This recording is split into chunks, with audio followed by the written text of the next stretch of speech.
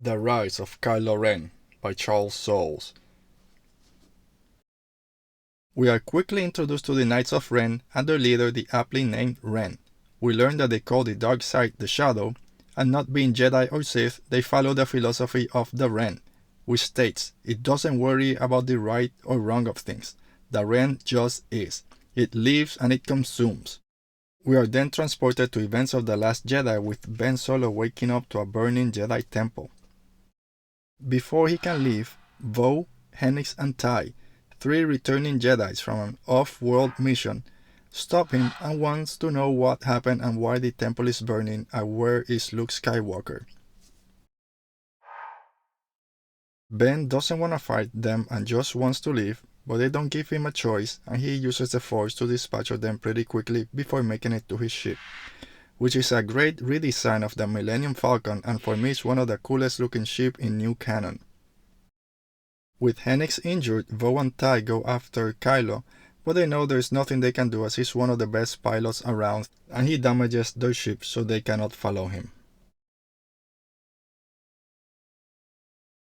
When his temple droid mentions the Hostian system and if he wants to go home, Ben is transported to the events of The Last Jedi with Luke Skywalker trying to kill him inside his hut, and he's still wondering why this happened and why did his uncle try to kill him. In a departure from the movie, it doesn't seem like Ben was the one that blows up Luke's Jedi temple. And when he sees this happening, he says that he didn't want this to happen. But Snoke is talking in his ear that it wasn't his choice, that it was Luke Skywalker's fault. But instead of going to Hostian Prime and his family, he tells his temple droid to take him somewhere else, to Snoke's space station, which apparently is wrapped in bubble wrap. If you are taken out of the story thanks to Snoke's fancy wardrobe, don't worry, he wants Ben to find the Knights of Ren so they can help him in this new path that he has chosen. Issue 2 picks up where the first one left off, with Snoke and Ben discussing what his next steps will be in joining and finding the Knights of Ren. They have a discussion about his name and why Ben thinks that everything about him was chosen by someone else and he's not allowed to be himself. Snoke tells him that his true name will be revealed once he embraces the dark side and that the Knights of Ren will want to know his name. He also reveals that he wasn't born Snoke, he became Snoke, and now we know that he was actually a clone of Palpatine. Snoke also tells Ben that if he wants to join the Knights of Ren, there's a steep price he will have to pay. We are then taken to years and years in the past, when Skywalker, Lord Santeca and Ben are on a mission to find Jedi artifacts, and we have our first mention of the High Republic, which is a time where Jedi thrive. We also find out that Snoke has been talking to Ben since he was young. The group makes it to an old Jedi temple in Elfrona when they find a treasure trove for old Jedi relics. They also come into contact with a holocron from the High Republic, which Luke Skywalker reveals there's a lot they can learn from it. But before they can take anything with them, the Knights of Ren of course are waiting for them there. Luke reveals to the Knights that he is the last Jedi, but not for long since Ben will be a Jedi soon.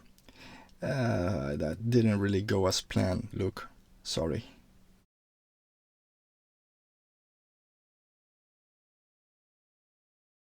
Ren of course is not intimidated by this and wants to prove to Luke Skywalker that him and the Knights of Ren can take all the legend of Luke Skywalker.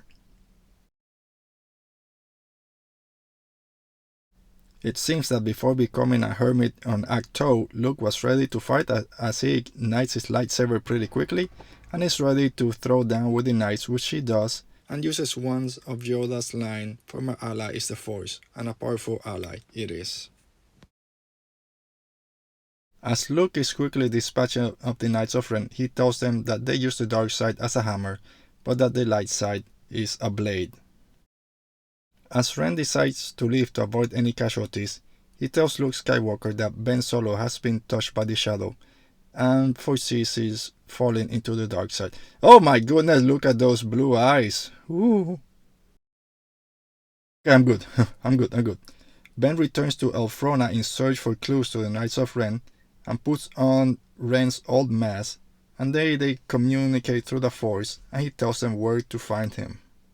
Again, before he can leave, Vo, Henix and Tai confront Ben as they track his temple droid to Elfrona.